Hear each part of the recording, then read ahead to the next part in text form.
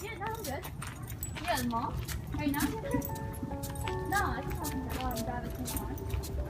No, it doesn't bother me. I'm good at that stuff. Seriously. Yeah, no.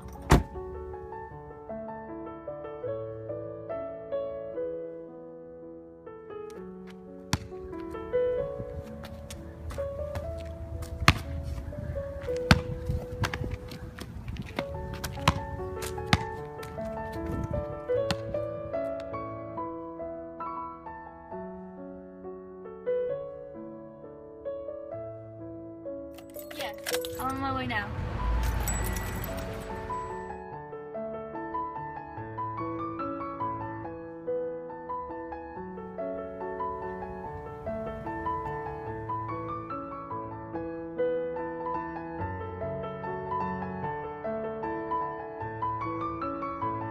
Yeah, I just got in the car. Yeah, just text me anything, okay? Alright, bye.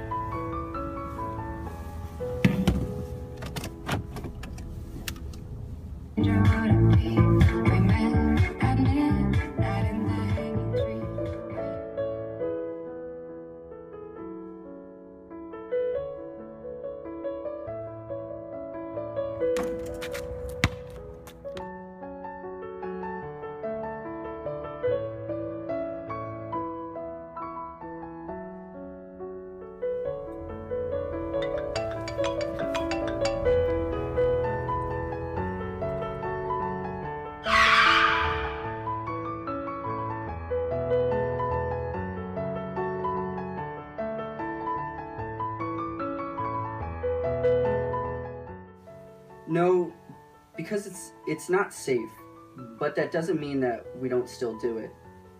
Just because you're a responsible and safe driver, that doesn't mean that the people around you are as well. I mean, I think we've all been in the situation where we look down at our phone for a split second, and then we look up and see brake lights, and then we slam on our brakes as well. But that's a split second that could potentiate manslaughter. I, it's just too much of a liability. I don't think it's safe. I'd like to think that I can use my phone while driving, but that doesn't mean that I actually do. If I'm a couple minutes late to work or something like that, I'll give them a call and give them a heads up that I'm a little late, but if someone texts me, I won't open the text until I'm at a red light. And I normally don't even respond while I'm driving. If I'm at a dead stop, will be the only time that I respond, especially if I have other people in the car with me. I'll never take my phone out, not even for a phone call, because I would assume that they would give me the same respect as a passenger in their car to kind of be responsible in that nature. It depends. It depends on a lot of things. It depends on the weather. If it's snowing, raining, or a clear sunny day. Depends on the time of day, whether it's day or night, and you can see clearly. It depends on the conversation you might be having. You know, if it's a what's for dinner conversation or a how's the weather conversation, you know, you'd probably pay attention to the road a lot easier than if it was a more serious, more intense conversation. The technology today certainly helps. Bluetooth-enabled cars, Bluetooth-enabled headsets. A lot of it is just like listening to the radio or listening to a GPS navigation system. Again, so long as the conversation's not too intense or too distracting. You can spill a hot drink on your lap. You can hit a pothole. A lot of things can happen while you're driving.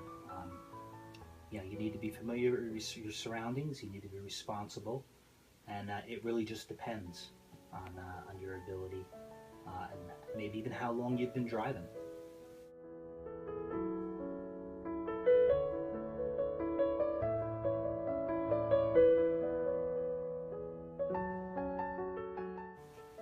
The safest drivers can still be victims. For example, just 3 days ago, I was driving along, and a driver was turning onto the same road that I was and attempted to merge in the lane that I was. And luckily, I saw them when they were an inch away from my cars. I slammed on my brakes, honked my horn, and luckily there was another lane for me to go into. I later saw at the stoplight that they were on their phone, distracted. God forbid, I was distracted and I was on my phone too, which I have been before, that would have been an accident, and who knows where we'd be today if that happened. Yeah, there's been times where I've looked down at my phone and then looked back up, and there were brake lights a lot closer to me than I would have expected them to be. But nothing too serious. I've never gotten into an accident because of that. And a few times that I've come close have been the reasons why I decided it's not worth it. And that's why I don't take out my phone anymore when I'm driving.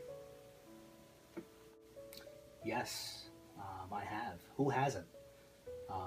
When you're driving down a road and something catches your attention, whether you're looking at something on the side of the road, whether it's a pretty girl, whether it's a nice car, or whether it's something that just distracts you or catches your attention, who hasn't turned forward and then seen brake lights in front of them and perhaps been a little too close?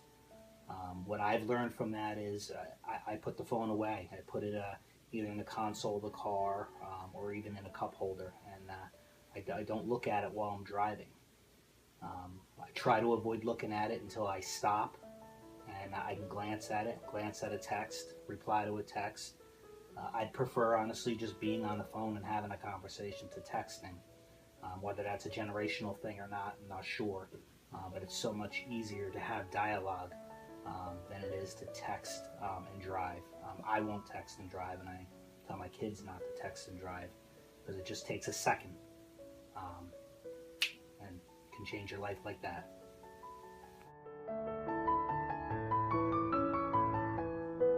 Distracted driving is an activity that diverts a person's attention away from the primary task of driving. All distractions endanger the driver, passenger, and bystanders around. Distractions can include texting, using a cell phone, eating and drinking, grooming yourself, using a navigation system, watching a video, or even adjusting your music.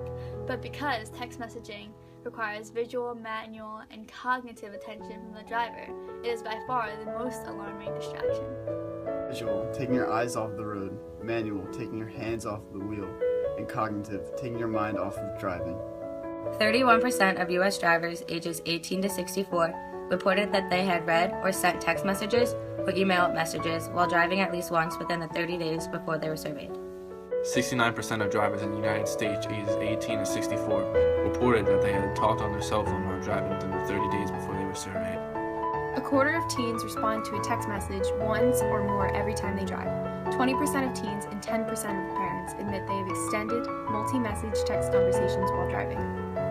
At any given moment across America, approximately 666,000 drivers are using cell phones or manipulating electronic devices while driving, a number that has held steady since 2010. 5 seconds is the average time your eyes are off the road while texting. When traveling at 55 miles per hour, that's enough time to cover an entire football field blindfolded. Multitasking is a myth. Driving and cell phone conversations both require a great deal of thought. When doing them at the same time, your brain is unable to do either well. For example, it is nearly impossible to read a book and have a phone conversation. While driving, this often results in crashes due to delayed braking times and not seeing traffic signals. Drivers in their 20s make up 27% of the distracted drivers in fatal crashes. Distracted driving consistently ranks as one of the traffic safety issues at the forefront of many drivers' thinking. Drivers spend more than half their time focused on things other than driving. Federal estimates suggest that distraction contributes to 16% of all fatal crashes, leading to around 5,000 deaths every year. Each day in the United States, more than 9 people are killed and more than 1,153 are injured in crashes that are reported to involve a distracted driver. 10% of all drivers under the age of 20 involved in fatal crashes were reported as distracted at the time of the crash. This age group has the largest proportion of drivers who are distracted. Pay attention or pay the price. Pay attention or pay the price.